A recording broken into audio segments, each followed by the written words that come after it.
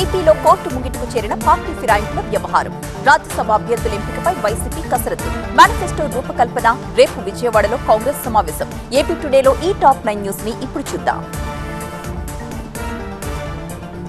Party ఫిరాయింపు నోటీసులు అందుకున్న YCP rebel ఎమ్మెల్యేలు దాఖలు చేసిన పిటిషన్పై తదుపరి విచారణను ఏపీ హైకోర్టు వచ్చే నెల 26కు వాయిదా వేసింది. కౌంటర్ దాఖలు చేయాలని ప్రతివాదులకు నోటీసులు జారీ చేసింది. ఏపీ శాసనసభ స్పీకర్ జారీ చేసిన నోటీసులపై 4 వైసీపీ రెబెల్స్ ఆనం రామనారాయణ రెడ్డి, మేకపాటి చంద్రశేఖర్ రెడ్డి, కోటంరెడ్డి శ్రీధర్ రెడ్డి, ఉండవల్లి శ్రీదేవి హైకోర్టులో లంచ్ మోషన్ పిటిషన్ ని దాఖలు చేశారు. మరొకవైపు తన పార్టీ ఫిరాయింపుపై అసెంబ్లీలో చీఫ్ విప్ ఫిర్యాదు చేశారని స్పీకర్ తనతో చెప్పారని ఆనం రామనారాయణ రెడ్డి అన్నారు. ఫిర్యాదు ఇచ్చిన చీఫ్ విప్ కూడా విచారణలో ఉండాలని కోరానని, దానికి స్పీకర్ ఒప్పుకోలేదని వెల్లడించారు. తన వాదన వినిపించడానికి 4 వారాల గడువు ఇవ్వాలని కోరితే స్పీకర్ అంగీకరించలేదని తెలిపారు ఆనం. పేదలకు టీడీపీ అన్యాయం చేసింది కాబట్టే తాను ఆ పార్టీకి దూరంగా ఉన్నానని TDP rebel MLA Vasupalli Ganesh అన్నారు. రాజకీయంగా తనకు 18 ఏళ్ల అనుభవం ఉందని, ఏ పార్టీతో ఉంటే ప్రజలకు మేలు జరుగుతుందో అటువైపు తాను ఉంటానని అన్నారు. పార్టీ ఫిరాయింపుపై స్పీకర్ తీసుకునే ఏ నిర్ణయానికైనా తాను కట్టుబడే ఉంటానని తెలిపారు. అంతా నియమాల ప్రకారమే జరుగుతుందని తాను భావిస్తున్నానని, తేడా ఏదైనా వస్తే న్యాయస్థానాన్ని ఆశ్రయిస్తానని వాసుపల్లి గణేష్ తెలిపారు. రాజ్యసభ ఎన్నికల షెడ్యూల్ వెలువడడంతో వైసీపీలో ఆశావహులు ప్రయత్నాలు ముమ్మరం చేశారు. వైవి సుబ్బారెడ్డి, గొల్ల బాబురావు, మేడ రఘునాథ్ రెడ్డి పేర్లు ప్రధానంగా వినిపిస్తున్నాయి. ఈ 3 స్థానాలు తాము గెలుచుకుంటామని వైసీపీ చెబుతోంది. మరొకవైపు సంఖ్యాబలం లేకున్నా రాజ్యసభ ఎన్నికల్లో టీడీపీ అభ్యర్థిని నిలబెడుతుందని ప్రచారం జోరుగా సాగుతోంది. ఏపీ నుంచి మొత్తం 3 రాజ్యసభ స్థానాలకు ఎన్నికలు జరుగుతున్నాయి. YCP MP Vemireddy Prabhakar Reddy, BJP నుంచి సీఎం రమేష్, టీడీపీ నుంచి కనకమెడల రవీంద్ర కుమార్ రిటైర్ అవుతున్నారు. ఈ 3 స్థానాలు వైసీపీ గెలిస్తే రాజ్యసభలో టీడీపీకి ప్రాతినిధ్యమే లేకుండా పోతుంది. యువత ఉత్సాహం చూస్తుంటే వచ్చే ఎన్నికల్లో టీడీపీ, జనసేన గెలిచినట్టుగా ఉందని టీడీపీ అధినేత చంద్రబాబు అన్నారు. రాజమండ్రి, గుంటూరు జిల్లా పొన్నూరులో నిర్వహించిన రా కదలిరా సభలో ఆయన పాల్గొన్నారు. రాష్ట్రాన్ని, తెలుగు జాతిని కాపాడడం కోసమే తాను పవన్ ను కలిశానని బాబు అన్నారు. తమది విజన్, జగన్ది పాయిజన్ అని విమర్శించారు. 72 రోజుల తరువాత అమరావతికి పూర్వ వైభవం వస్తుందని తెలిపారు బాబు. చంద్రబాబు రాజమండ్రి సభలో జెండాల ప్రదర్శన తప్పితే జనం లేరని మంత్రి చెల్లుబోయిన వేణుగోపాలకృష్ణ విమర్శించారు. రా కదలిరా ద్వారా ఎవరిని చంద్రబాబు రమ్మంటున్నారో తెలియట్లేదన్నారు. ప్రత్యేక హోదాను పక్కన పెట్టి కేంద్రాన్ని తాకట్టు పెట్టింది చంద్రబాబేనన్నారు చెల్లుబోయిన. పోలవరం పూర్తి కాకపోవడానికి కారణం కూడా చంద్రబాబే అన్నారు. చంద్రబాబు కేసుల్లో త్వరలోనే మరో ఛార్జ్షీట్ దాఖలు చేస్తామని వైసీపీ ఎంపీ విజయసాయిరెడ్డి అన్నారు. ఆ వ్యవహారాన్ని కోర్టులోనే తేల్చుకుంటామని ప్రకటించారు. అటు ఏపీలో కాంగ్రెస్ పార్టీ గెలవదని జోస్యం చెప్పారు. ఏపీకి కాంగ్రెస్, సోనియా గాంధీ చేసిన ద్రోహాన్ని వచ్చే తరం కూడా క్షమించదని విజయసాయిరెడ్డి తెలిపారు. కాంగ్రెస్ పార్టీ చరిత్ర పుటల్లో కలిసిపోతుందని విమర్శించారు. వచ్చే ఎన్నికల్లో చిలకలూరిపేట నుంచి మల్లెల రాజేష్ పోటీ చేస్తారని చిలకలూరిపేట సామాజిక సాధికార యాత్ర సభలో విజయసాయిరెడ్డి ప్రకటించారు. వచ్చే అసెంబ్లీ ఎన్నికల కోసం మేనిఫెస్టో రూపకల్పనపై ఏపీ కాంగ్రెస్ కసరత్తు ప్రారంభించింది. కేంద్ర మాజీ మంత్రి పల్లంరాజు అధ్యక్షతన ఏర్పాటు చేసిన ఏపీ మేనిఫెస్టో కమిటీ తొలి సమావేశం రేపు విజయవాడ ఆంధ్ర రత్న భవన్లో జరగనుంది. ఈ సమావేశంలో కేంద్ర మాజీ మంత్రులు పల్లంరాజు, జేసీ శీలం, మాజీ ఎంపీ కనుమూరి బాపిరాజు సహా సీనియర్ నాయకులు కూడా పాల్గొనబోతున్నారు. చంద్రబాబును విమర్శించే స్థాయి కేశినేని నానికి లేదని కేశినేని చిన్ని అన్నారు. తనను దాటుకుని ముందుకు వెళ్లాలని, దానికి చంద్రబాబు అవసరం లేదని తెలిపారు. వచ్చే ఎన్నికల్లో నానికి డిపాజిట్ రాకుండా చేస్తానని ప్రతిజ్ఞ చేశారు. నానిపై పోటీ చేసే టీడీపీ అభ్యర్థిని 3 లక్షల మెజార్టీతో గెలిపిస్తామని అన్నారు. నాని టీడీపీ కార్యకర్తల కాలి గోటికి కూడా సరిపోరన్నారు చిన్ని. ఆ ఎమ్మెల్యేల భేటీ వెనుక మరో ఉద్దేశమేదీ లేదంటున్న భట్టి. కోమటిరెడ్డి, ఎలిమినేటి మధ్య ఫైట్. గుత్తాకు అనారోగ్యం. వాయిదా పడ్డ ఎమ్మెల్సీల ప్రమాణ స్వీకారం. తెలంగాణ టుడే సెగ్మెంట్లో ఈ టాప్ 9 న్యూస్ ని ఇప్పుడు చూద్దాం. ప్రతి నెల 15వ తేదీలోపు ఆరోగ్యశ్రీ బిల్లులు విడుదల చేయాలని వైద్య ఆరోగ్య శాఖ అధికారుల్ని సీఎం రేవంత్ రెడ్డి ఆదేశించారు. వైద్య ఆరోగ్య శాఖపై సీఎం రేవంత్ రెడ్డి సమీక్ష జరిపారు. బీబీనగర్ ఎయిమ్స్ లో పూర్తి స్థాయిలో సేవలు అందుబాటులోకి తీసుకురావాలని సూచించారు. ఎయిమ్స్ అందుబాటులోకి వస్తే 3 జిల్లాలకు ప్రయోజనం కలుగుతుందన్నారు.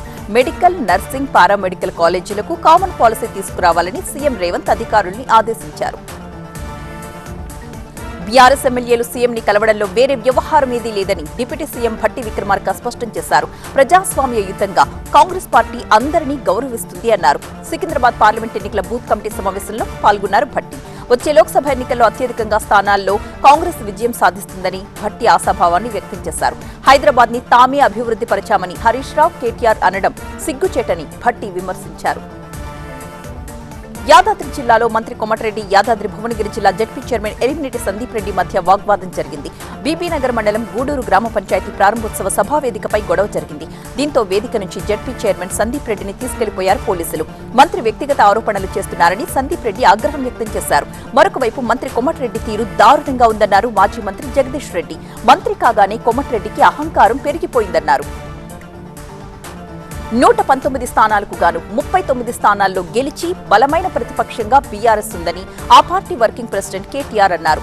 అసెంబ్లీ నియోజకవర్గాల సమీక్షలో భాగంగా పరిగి నియోజకవర్గ సమీక్ష జరిగింది. సర్వీసింగ్ కి పోయిన కార్ మళ్లీ 100 స్పీడ్తో దూసుకొస్తుందన్నారు కేటీఆర్. మార్పు కావాలి అన్న వాళ్లు ఇప్పుడు నెత్తి నోరు బాదుకుంటున్నారని తెలిపారు. పార్లమెంట్ ఎన్నికల్లో బీఆర్ఎస్ తరపున 12 మంది ఎంపీలు గెలిస్తే జాతీయ పార్టీలకు వణుకు పుడుతోందన్నారు కేటీఆర్. బీఆర్ఎస్ కారు షెడ్డుకు పోయిందని, షెడ్డుకు పోయిన కారు తిరిగి రాదని రవాణా శాఖ పొన్నం ప్రభాకర్ విమర్శించారు. పార్లమెంట్ ఎన్నికల తరువాత జిల్లాల పునర్విభజనపై రిటైర్డ్ జడ్జీలతో కమిటీని వేసి ప్రణాళికాబద్దంగా ప్రజలకు అనుకూలంగా ఉండేలా విభజన చేపడతామని వెల్లడించారు. అలాగే వచ్చే నెల 1వ తేదీన దిగిపోతున్న సర్పంచ్లకు పొన్నం ప్రభాకర్ శుభాకాంక్షలు తెలియజేశారు. సర్పంచ్లకు న్యాయబద్దంగా రావాల్సిన బిల్లులుంటే వాటిపై ప్రభుత్వం సానుకూలంగా స్పందిస్తుందని పొన్నం ప్రభాకర్ అన్నారు.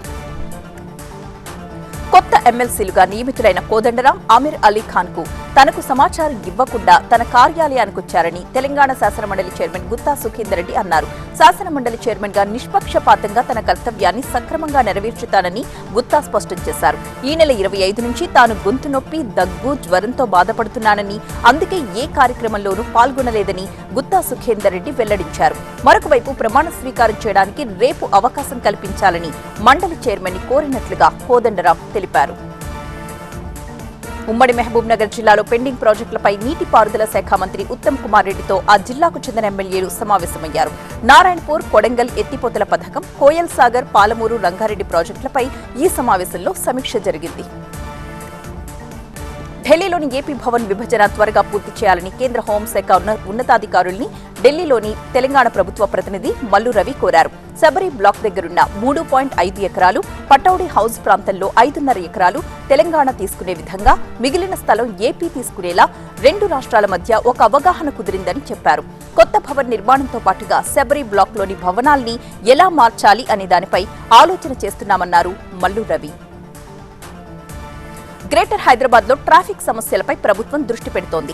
ప్రధాన జంక్షన్స్ లో ట్రాఫిక్ సమస్యల్ని పరిష్కరించడానికి ప్రణాళికలు రూపొందిస్తోంది. ఇందులో భాగంగా జీహెచ్ఎంసీ కార్యాలయంలో కమిషనర్ రొనాల్డ్ రాస్ ట్రాఫిక్ పోలీసులతో ప్రత్యేకంగా సమావేశమయ్యారు. పోలీస్ కమిషనర్తో కలిసిన జంక్షన్స్ ని స్వయంగా పరిశీలించారు. జంక్షన్స్ అభివృద్ధి, అలాగే ట్రాఫిక్ రద్దీ తగ్గింపు, సిగ్నల్ వ్యవస్థల మధ్య సమన్వయం, పాదచారుల సేఫ్టీ తదితరాలపై ఈ సమావేశంలో చర్చించారు.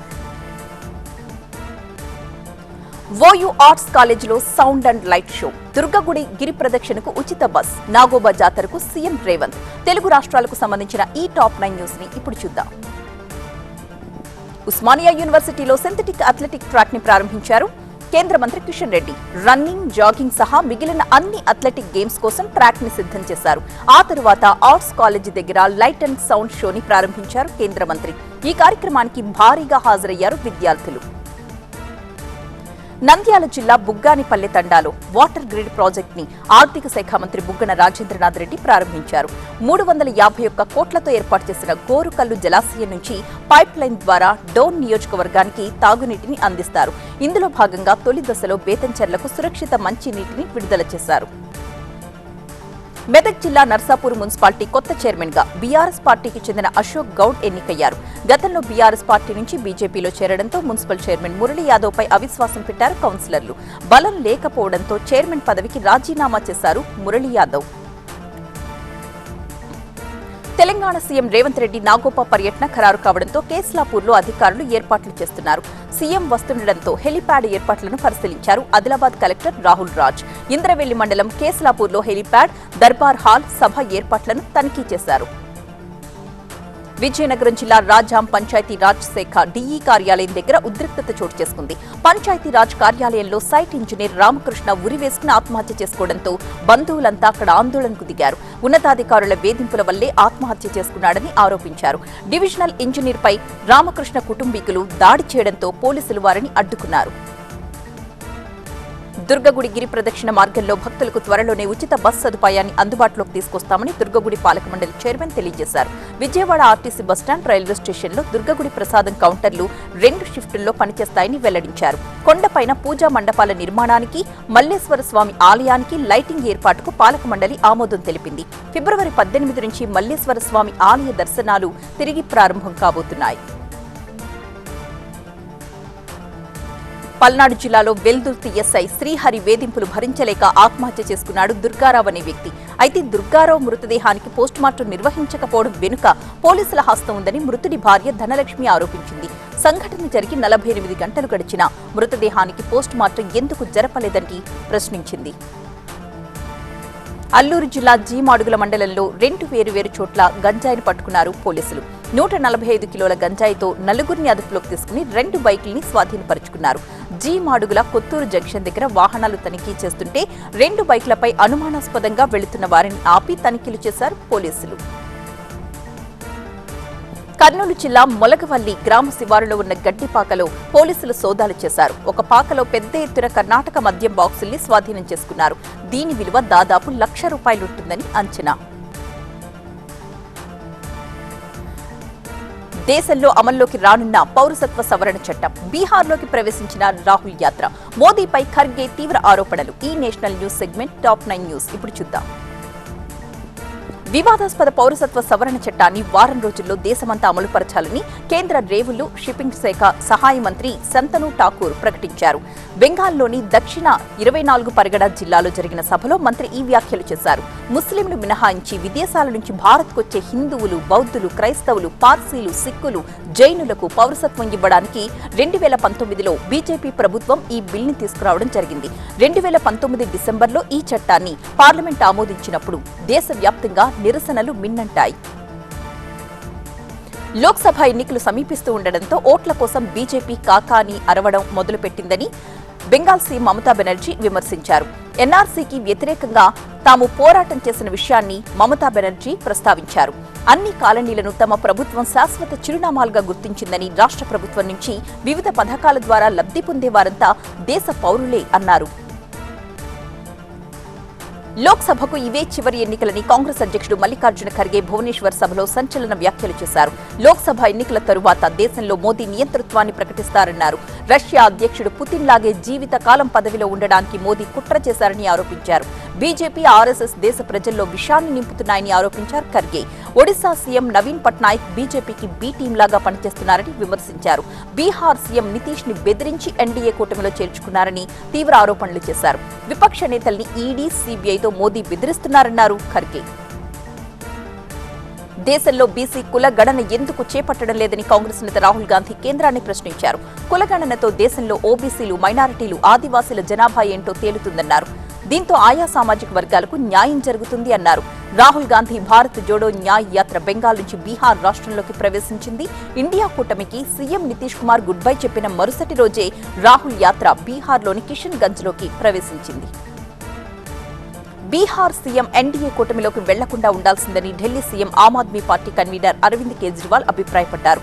ఆయన చేసిన పని సరైనది కాదు అన్నారు. ప్రజాస్వామ్యానికి ఇది మంచిది కాదని తెలిపారు. నితీష్ చేపట్టిన చర్య కారణంగా బీహార్లో ఎన్డీఏకి లాభం బదులు భారీ నష్టం ఏర్పడుతుంది అనేది తన అంచనా అని అన్నారు. ఇండియా కూటమికి దీనివల్ల మేలు కలుగుతుందని కేజ్రీవాల్ తెలిపారు. ఏప్రిల్లో ఖాళీ అవుతున్న 56 రాజ్యసభ స్థానాల్ని ఎన్నికల షెడ్యూల్ ని కేంద్రం ఎన్నికల సంఘం విడుదల చేసింది. ఫిబ్రవరి 8 నుంచి నామినేషన్స్ స్వీకరిస్తారు. ఫిబ్రవరి 15 వరకు నామినేషన్లను స్వీకరిస్తారు. ఫిబ్రవరి 27న ఈ ఎన్నికలు జరుగుతాయి. అదే రోజు ఓట్ల లెక్కింపు కూడా చేపడతారు. తెలుగు రాష్ట్రాల నుంచి 6 రాజ్యసభ సభ్యులు రిటైర్ కాబోతున్నారు. తెలంగాణ నుంచి 3, ఆంధ్రప్రదేశ్ నుంచి 3 ఎంపీల పదవీకాలం ఈ ఏప్రిల్తో ముగియబోతోంది.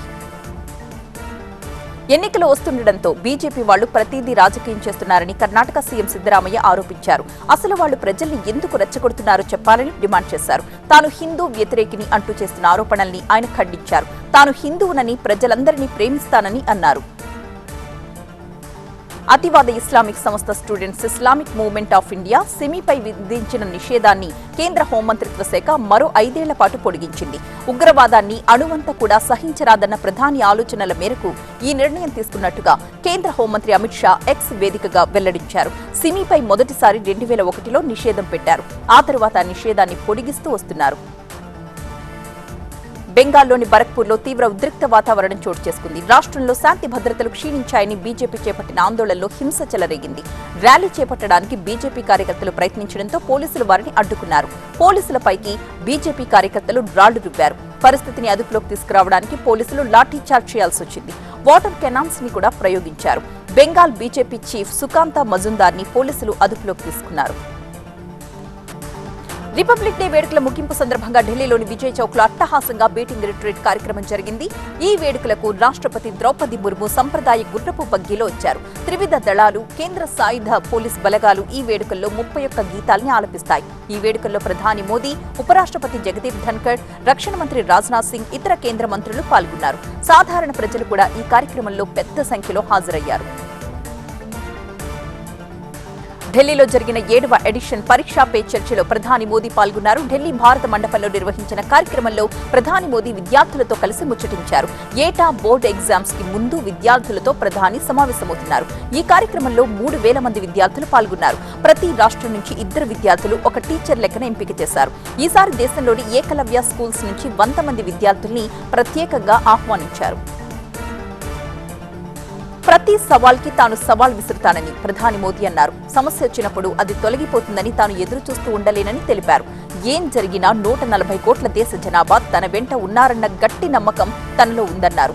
లక్షల సమస్యలుంటే వాటి పరిష్కారాలు కోట్లలో ఉంటాయని విద్యార్థులకు వివరించారు. తాను ఒంటరిని అన్న భావన తనకు ఎప్పుడూ కలగలేదని పరీక్షా పే చర్చలో విద్యార్థులతో అన్నారు. దేశ ప్రజల సామర్థ్యాన్ని పెంచేందుకు తాను కృషి చేస్తున్నానని ప్రధాని మోదీ తెలిపారు. ప్రధాని మోదీ సమాధానాలు చెబుతున్నంతసేపు విద్యార్థులు కరతాళ ధ్వనులు చేస్తూనే ఉన్నారు. పరీక్షా పే చర్చ కార్యక్రమం సందర్భంగా భారత మండపంలో ఏర్పాటు చేసిన విద్యార్థుల ఎగ్జిబిషన్ ని ప్రధాని మోదీ తిలకించారు. ప్రతి స్టాల్ దగ్గరికి వెళ్లి అక్కడున్న విద్యార్థులతో స్వయంగా మాట్లాడారాయన. విద్యార్థులు చెప్పేదంతా శ్రద్ధగా విన్నారు మోదీ. తమిళనాడులోని ఊటీలో ఉష్ణోగ్రతలు దారుణంగా పడిపోతున్నాయి. నీలగిరి జిల్లాలోని చాలా ప్రాంతాల్లో ఉష్ణోగ్రత 0.8 డిగ్రీలుగా నమోదైంది. రోడ్డుపై ఎక్కడ చూసినా గడ్డ కట్టుకుపోయిన మంచే కనిపించింది. కార్లు స్టార్ట్ కాకుండా మొరాయించాయి. మరొక వైపు మంచు అందాలతో ఊటీ మినీ కశ్మీర్ను తలపించింది. మంచు, చలి కారణంగా పనులు చేసుకునే సాధారణ ప్రజల జీవితం అస్తవ్యస్తంగా మారింది. కశ్మీర్ సరిహద్దులోని బందిపుర ప్రాంతంలో చాలా రోజుల తర్వాత భారీగా మంచు కురిసింది. రోడ్లన్నీ మంచుమయం కావడంతో దాన్ని మెషిన్స్ తో తొలగిస్తున్నారు. పర్వత ప్రాంతాల్లో ముఖ్యమైన అధికంగా ఎత్తు ఉన్న ప్రాంతంలో దాదాపు 6 ఇంచుల మందంతో మంచు పేరుకుపోయింది. గుల్మార్గ్ లో మంచు కురిసింది. కశ్మీర్లో మంచును చూడ్డానికి వచ్చిన పర్యాటకులు తెగ మురిసిపోతున్నారు. ఎంపీ లాడ్స్ నిధుల్ని అవసరాన్ని బట్టి ఖర్చు చేస్తున్నామని విదేశాంగ మంత్రి జయశంకర్ అన్నారు. గుజరాత్లోని నర్మదా జిల్లాలో ఎంపీ లాడ్స్ నిధులతో అక్కడి ఆసుపత్రిలో నిర్మించిన ల్యాబ్ ని ఆయన ప్రారంభించారు. అక్కడ చేపట్టిన వివిధ అభివృద్ధి పనుల్ని కూడా ఆయన పరిశీలించారు. దేశంలో చేపడుతున్న అభివృద్ధి పనుల కారణంగా విదేశాల నుంచి వచ్చే పర్యాటకుల సంఖ్య పెరుగుతోందని జయశంకర్ అభిప్రాయపడ్డారు. కర్ణాటకలోని మాండ్యా జిల్లాలో హనుమత్ ధ్వజం తొలగించిన వివాదంపై బీజేపీ తీవ్రస్థాయిలో నిరసన వ్యక్తం చేసింది. ప్రభుత్వానికి వ్యతిరేకంగా బెంగళూరులో బీజేపీ కార్యకర్తలు నిరసన ప్రదర్శనలు చేపట్టారు. బీజేపీ కార్యకర్తల్ని పోలీసులు ఎక్కడికక్కడ అడ్డుకున్నారు. కమలం పార్టీ కార్యకర్తలు సిద్దరామయ్య సర్కార్కు వ్యతిరేకంగా నినాదాలు చేశారు. అయోధ్యలో శాంతి భద్రతల పరిస్థితి, భక్తుల ఏర్పాట్లపై యూపీ సీఎం యోగి ఆదిత్యనాథ్ సమీక్షించారు. అయోధ్యకొచ్చిన యోగి రామ మందిరాన్ని, హనుమాన్ గుడిలో మారుతి మందిరాన్ని సందర్శించారు. పోలీసు అధికారులతో అయోధ్యలో ఏర్పాట్ల గురించి తెలుసుకున్నారు. భక్తులకు కల్పిస్తున్న సౌకర్యాలు, ఇంకా చేపట్టాల్సిన చర్యల గురించి ఆలయ అధికారులతో మాట్లాడారు.